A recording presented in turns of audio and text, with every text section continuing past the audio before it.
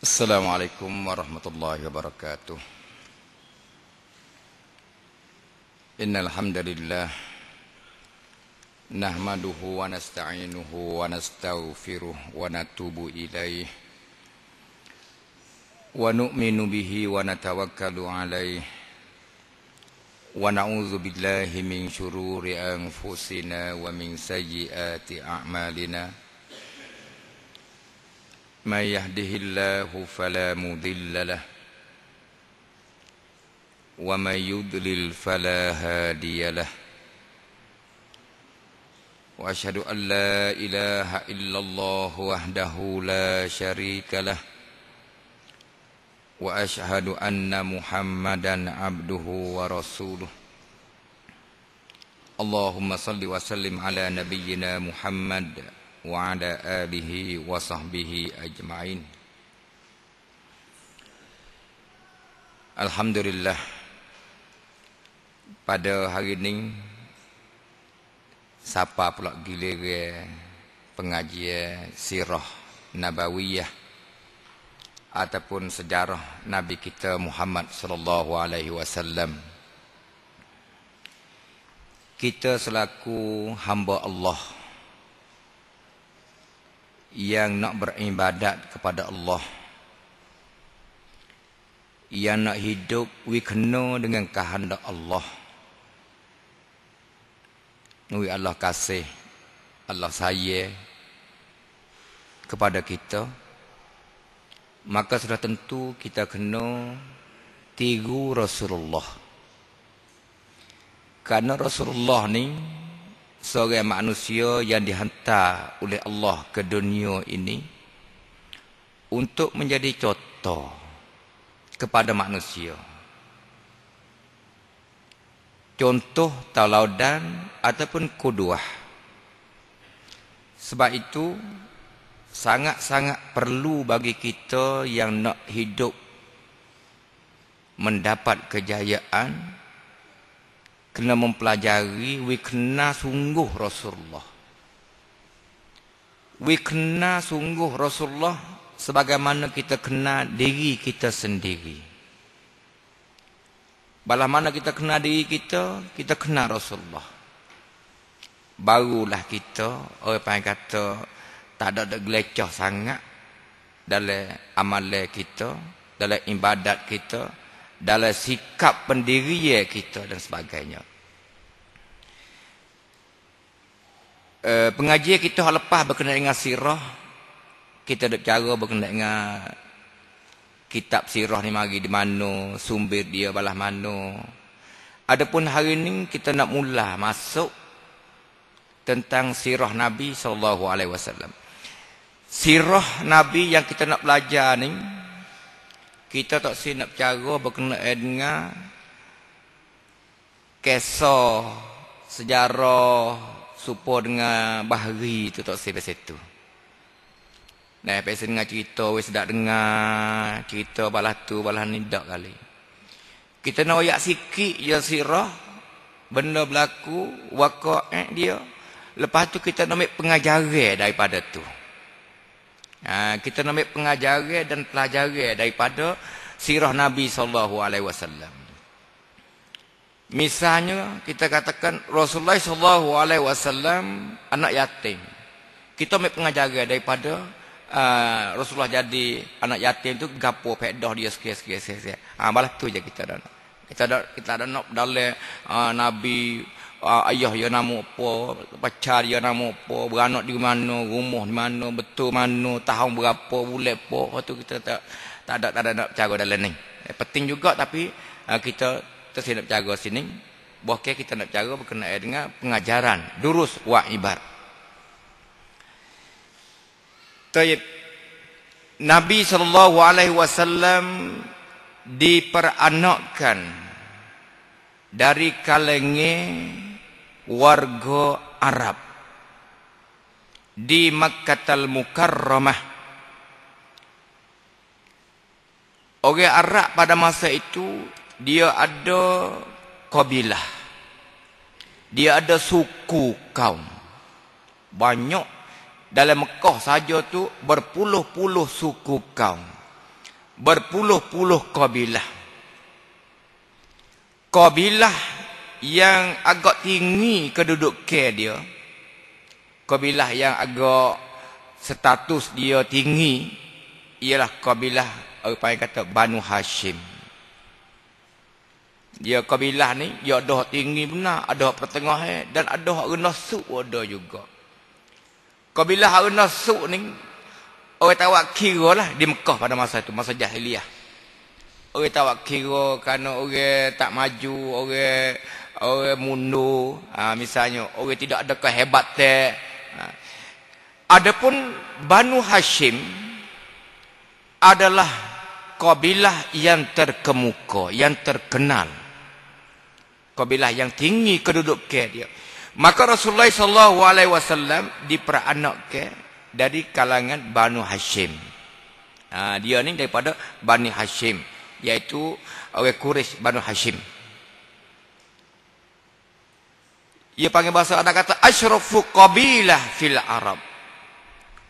Kabilah yang termulia dari kalangan orang Arab pada Mekah pada masa itu. Dan kabilah yang paling bersih ataupun paling suci, paling comel lah kita katakan, paling baik, paling baik, paling comel, paling suci, dan kabilah yang paling tinggi kedudukan dia. Itu dia apa ni, kabilah yang Rasulullah SAW salah seorang daripada apa ni ahli kabilah ni lah. Di sini kita boleh ambil pengajarannya,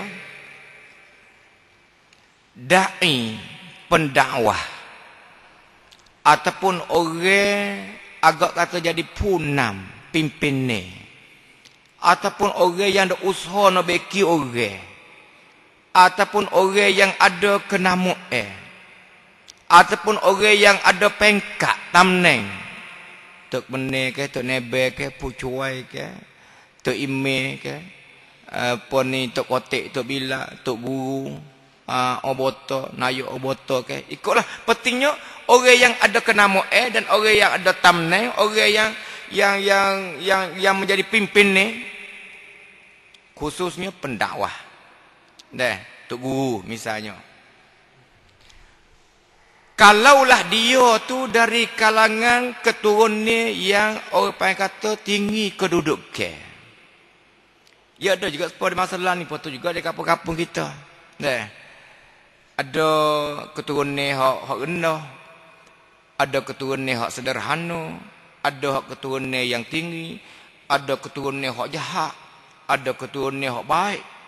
Oh, jangan ambil bakar tu jahat siapa turun-temurun. Dia ada juga pasal tu.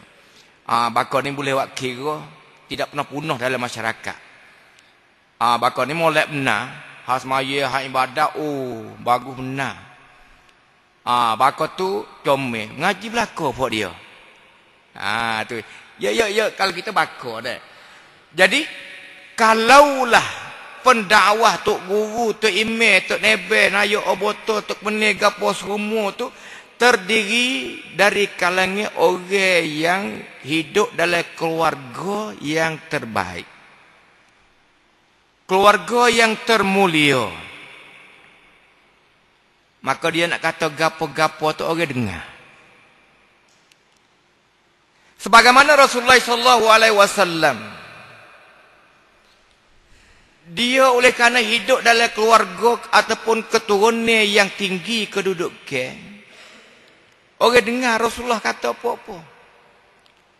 Dan tak ada orang yang tuduh pada Rasulullah. Tuduh seperti saya kata saat ni, bakal tak terpakar. Dengarkan Muhammad, kabilah yang rendah standard dia, orang tak kata balas tu. Kerana Rasulullah kabilah tinggi mulia. Sebab itulah Rasulullah nak kata gapo-gapo, orang yang kabilah-kabilah hak rendah-rendah kedudukan tu dengar belaka. Tak ada geduk cicur, tak ada kata tak boleh dengar begitu, tak boleh dengar. Tapi yang orang geduk tuduh, duk fitnah, duk kata teruk pada Rasulullah tu hal lain. Hal lain ataupun Ha boleh terima, tak boleh terima. Ha bila tu orang tak kata gapo. Begitu juga kita dalam masyarakat. Misalnya sebagai tok guru, sebagai pendakwah. Kalaulah dia tu dari kalangan keluarga yang rendah standar. Apatah lagi kalau pok dia tu orang jahat.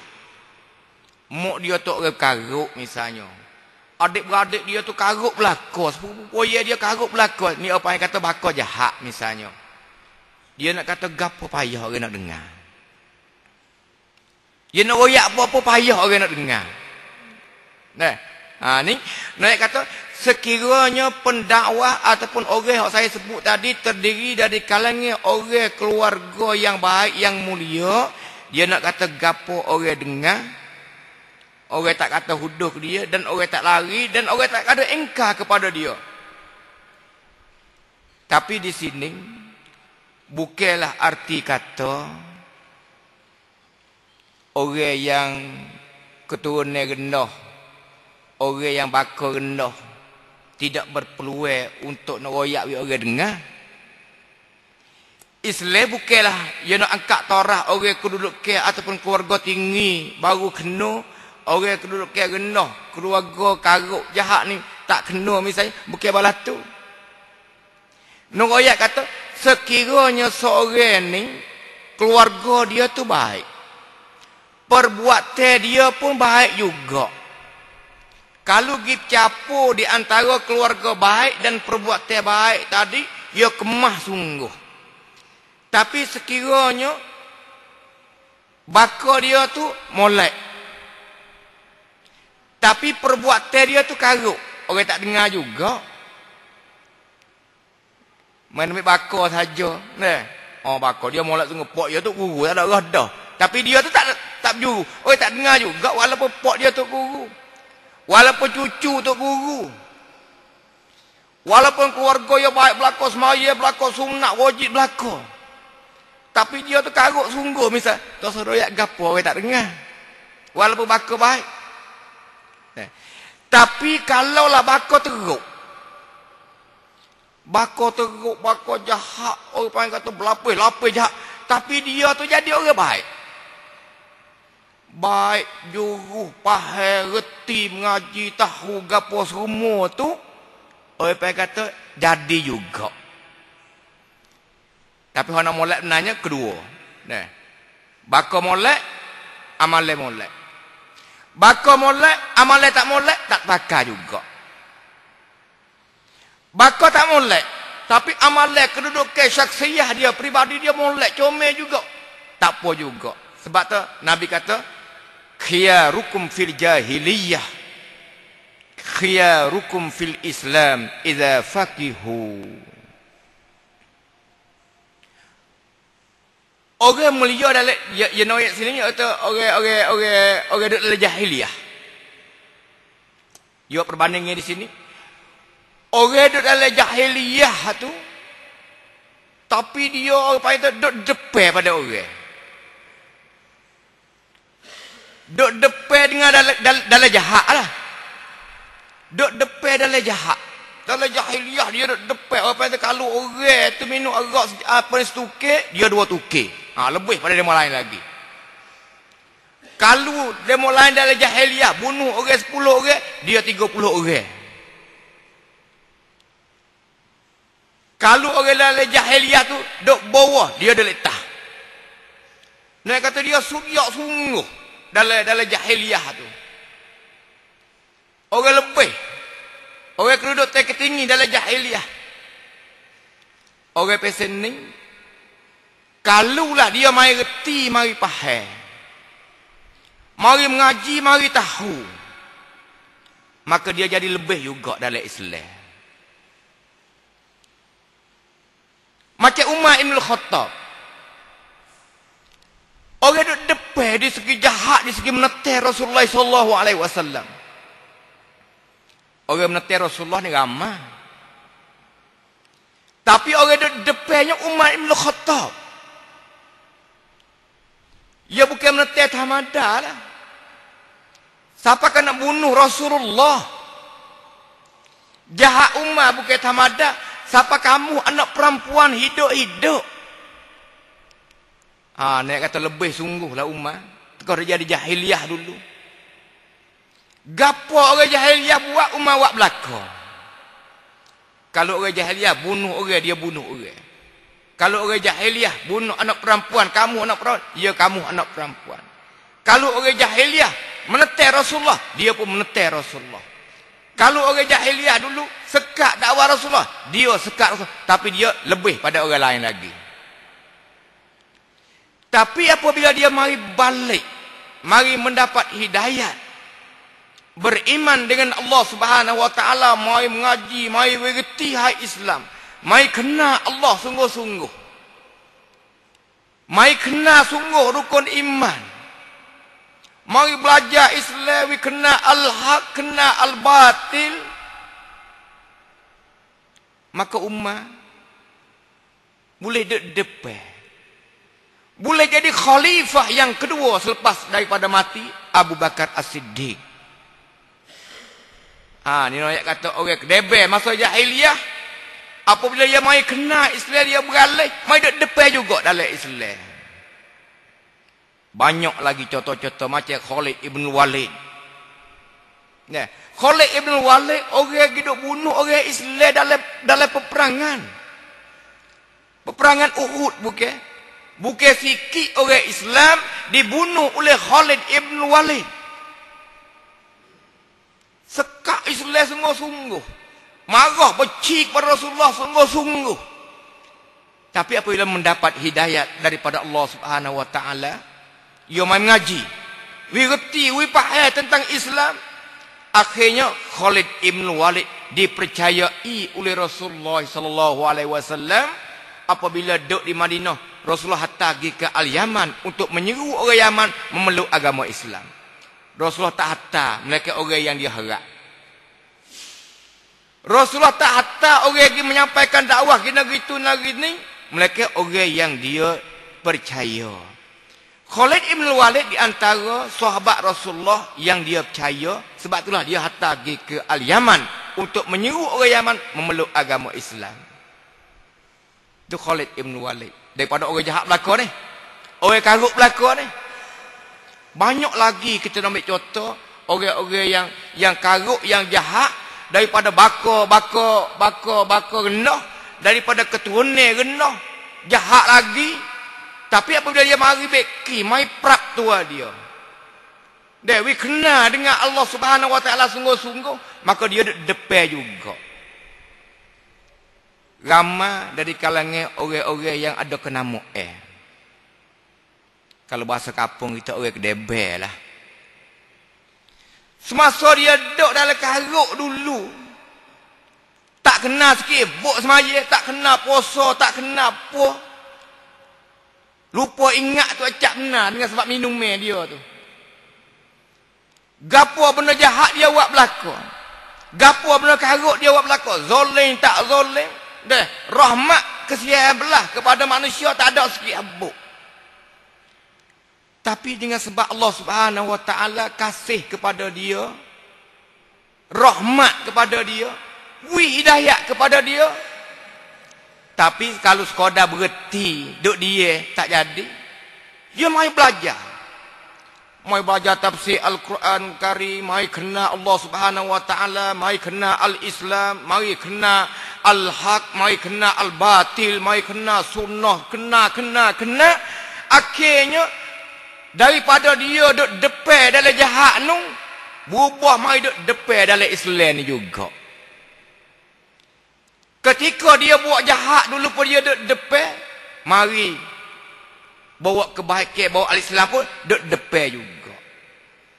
Kalau semasa jahiliyah dia jadi pimpinan, mari dalam Islam pun membawa Islam dalam pimpinannya juga. Dia tak lagi. Dengan sebab ayat kata orang bakal jahat, bakal karuk, keturunan teruk, kabilah teruk. Tapi apabila dia mari bekri, peraturan dan sebagainya, dengan sebab dia mempelajari ilmu al-Islam, maka dia juga ada kenamo boleh juga. Tapi hak comel benarnya bakal baik, amalan perbuatan dia baik. Hak ni comel benar-benar.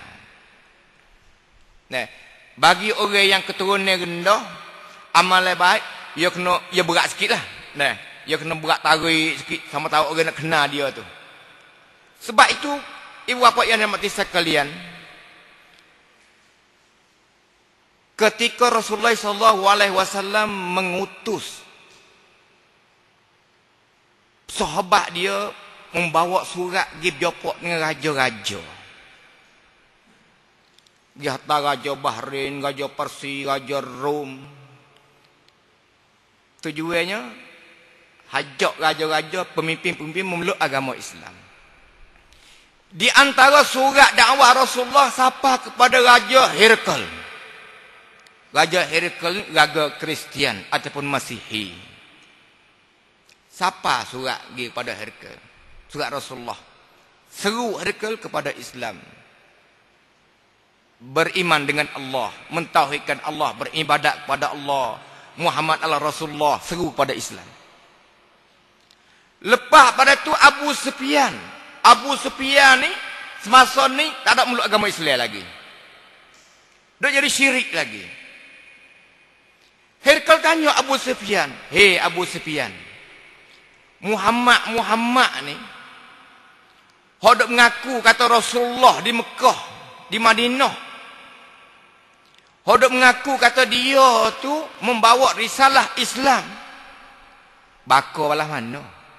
Bertengok Raja Herakl tanya, "Keturunnya Muhammad ni pesai mana? Ya Abu Sufyan." Abu Sufyan kata, "Oh baka molek enam.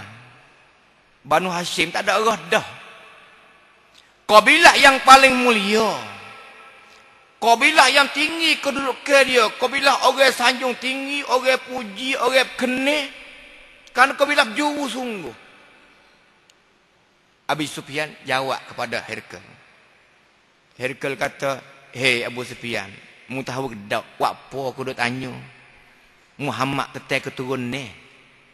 Pada hal lain boleh tanya belana lagi. Apa aku duk tanya keturun ni balah mana? Tahu ke tak aku tanya apa? Sebab aku duk tanya Muhammad ni keturun ni pesai mana? Sebab aku tahu dalam agama Kristian ni asal Islam juga. Asal daripada Allah Subhanahu Wa Taala juga." Dia kata, "Aku tahu katanya Allah tidak memilih seseorang nabi, seseorang rasul, melainkan dari kalangan keturunannya yang mulia dan baik. Sebab itu aku tanya Muhammad ni keturunan dia balah mana? Kalulah keturunan Muhammad ni baik mulia sungguh, dia Muhammad nabi sungguh, Rasulullah sungguh. Kalau mu ayat kata Muhammad ni keturunan dia teruk, baka orang panggil kata jahat karuk, bukan cerak Muhammad ni nabi." Ni. Jadi Herakl bui jawab pe balah tu. Kaum muslimin dan muslimat yang saya kasihi sekalian. Di sini bimbe takut orang silap faham kata, Muhammad tak apalah, nabi tak apalah, nak seru orang pun dia baka tinggi. Abdul Muttalib bukan tamada dalam Mekah tu. Abu Talib bukan tamada. Sedaklah. Kita ni tak lagi buat teruk Muhammad. Kita ni kelu, kita ni baka teruk, baka jahat, apa sebagainya. Nak kata wala mana. Sebenarnya di sini dia kata, supaya saya kata tadilah, kalau baka baik, amalan peribadi itu baik, hak tu nombor satu. Kalau baka baik, amalan jahat, peribadi jahat, tak pakai juga. Orang tak dengar juga. Oyaklah gapo-gapo pun orang tak dengar.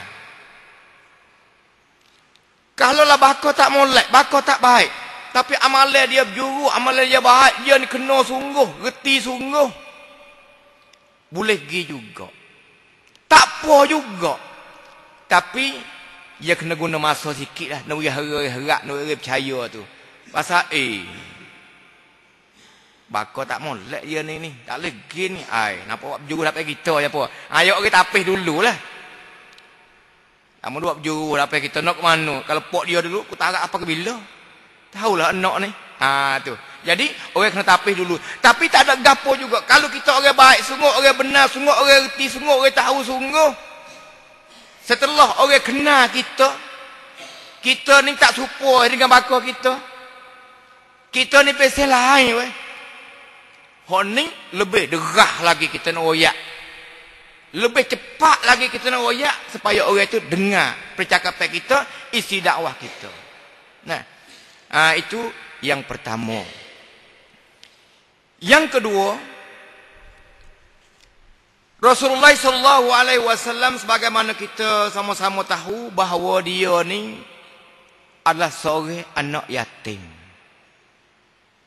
Anak yatim Rasulullah SAW. Dia duduk dalam kandungan ibu dia yang bernama Aminah. Ayah dia nama Abdullah. Abdullah ni anak Abdul Muttalib. Ketika Rasulullah duduk dalam perut ibu dia Aminah, ni bulan. 2 bulan. 2 bulan je baru. Ayah dia mati. Berarti Rasulullah tidak mengenal ayah dia. Tak biasa tengok muka ayah dia. Duduk dalam perut dia 2 bulan je baru. Ayah dia mati. Beranak mari, ayah tak ada. Tak biasa tengok ayah dia. Duduk dengan mak. Duduk dengan mak. Aminah duduk Perak. Siapa ke umur ni tahun. Mati pula mak. Budak halus-halus umur 1 tahun, 2 tahun, 3 tahun, 4 tahun, 5 tahun. Tak ada pak ni berat dah. Tempat manyo tak ada. Kalau budak-budak lain yang lebala-bala, nantilah kena yak cikgu. Orang ada pak. Kalau orang tak ada pak, kalau guru pergi benci, guru pergi marah, dia teriak. Sedih pun dah. Sedih dengan sebab apa? Sebab tak ada tempat nak mengadu. Tak ada tempat nak minta rayuan. Kerana ayah tidak ada. Ya beratlah orang tak ada pak ni. Duduk dengan mak. Berasa hengok sikit. Nak makan mak suak. Kerana ada mak walaupun tak ada pak. Tak ada pak pun teruk dah. Tapi hengok sikit mak dah boleh suak nasi. Nak mandi mak jiru, mak cucu. Nak tidur mak tolong selimut. Nyamuk nak ketik mak godeh. Siapa nak tahu mati pula dah mak. Menderita hidup Rasulullah SAW. Pak mati, mak mati, siapa nak pergi lagi? Umur baru ni tahun. Ni tahun ni teruk. Tak tahu apa lagi. Dia yang bernama Abdul Muttalib ambil pergi Perak. Jadi umur ni tahun dengan Cha. Dengan Cha ni kena beringat. Banyak budak-budak tu jadi tak biru dengan sebab dengan Cha. Oleh orang kita dengan cucu saya kasih pelik benar. Kalau dengan anak ni salah sikit godeh. Kalau dengan cucu salah tak godeh. Pujuk semua, puja semua. Ramai orang kita kalau dengan Cha ni orang panggil kata apa ni punah. Tapi Rasulullah SAW walaupun dia ada dengan Cha, dibelak oleh Cha ketika umur 9 tahun, tapi jok pada beranak siapa 9 tahun tu berat teruk benar dah. Sudiak dah menderita Rasulullah hidup. Dibelak dengan Cha. Tak lama 2 tahun je. 2 tahun 4 Abdul Muttalib duk Perak Rasulullah. Siapa umur 8 tahun mati pula dah Cha dia Abdul Muttalib. Allahu Akbar. Ni kata satu planning, satu perancangan Allah Subhanahu Wa Taala nak tengok, nak nampak. 2 tahun mati. Berarti 8 tahun. Umur 8 tahun Cha mati. Abu Talib, pak saudara dia ambil Perak. Dengan Abu Talib ni lama lah pak saudara dia. Bela Perak, siapa ke besar pun suk dengan Abu Talib. Maka Abu Talib mati pun becek lah di situ. Duk apa matilah. Rasulullah duk dengan Abu Talib, siapa ke Abu Talib mati. Tapi dengan Abu Talib ni sujud sungguh Rasulullah SAW. Rasulullah ajak Abu Talib meluk agama Islam, pok pera dia, pok saudara dia. Tak mau masuk juga. Bukan tak kenal kepada Islam. Bukan tak percaya kepada Muhammad. Percaya. Tapi, lep belakang dia ada kakak dia lah. Abu Jahal kan? Abu Lahab kakak Abu Talib. Abu Jahal anak saudara Abu Talib. Kok hebat-hebat belaka. Abu Sufyan pun tidak meluk agama Islam lagi pada masa tu. Kakak dia juga. Nak kata orang kerebel, orang bengih-bengih, orang kenama ketua kabilah tu pakat mentai belaka Muhammad. Abu Talib kena bercakap dah kepada Islam yang dibawa oleh Muhammad. Tapi nak jaga status ni. Nak jaga kedudukan dia. Tidak meluk agama Islam. Tapi tak serupa Abu Talib dengan Abu Lahab. Abu Lahab tu saya masuk agama Islam kerana dia benci, dia menekan, dia marah pada Muhammad. Abu Jahal sepupu Rasulullah. Dia tidak memeluk agama Islam kerana dia benci kepada Al-Haq. Dia kasih kepada Al-Batil. Abu Talib dah. Dia kena kepada Al-Haq. Dia benci kepada Al-Batil. Tapi dia tak boleh sanggup nak serah diri kepada Allah Subhanahu Wa Taala dalam arti kata menjadi seorang Muslim kerana lek belakang dia pakai duk lari belakang, pakai duk tegah dia belakang. Tapi Abu Talib tetap menolong Rasulullah. Dia jaga Rasulullah. Tak apa. Pocik tak meluk agama Islam tak apa. Hawa nak gapo buat? Tak apa. Pocik duduk di belakang. Dia sokong. Itulah lebih kurangnya insya-Allah pada kali akan datang kita sambung lagi gapo durus ataupun pengajian daripada Rasulullah diperanakkan daripada anak yatim ni, gapo dia. Pengajar dia. Untuk menguning sekadar ni dulu wallahu alam. Assalamualaikum warahmatullahi wabarakatuh.